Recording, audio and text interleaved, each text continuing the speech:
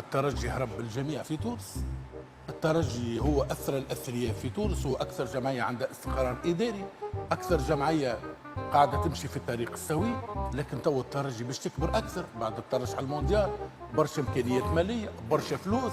لكن الغريب والعجيب شنو هو اللي باش يصير في بطولة الموسم القادم أو بعد القادم؟ الترجي تبدا عنده 100 ولا 150 مليار اللهم لا حسد، وتلقى جمعيه اخرى عندها مليار و200 بيدجي نتاعها.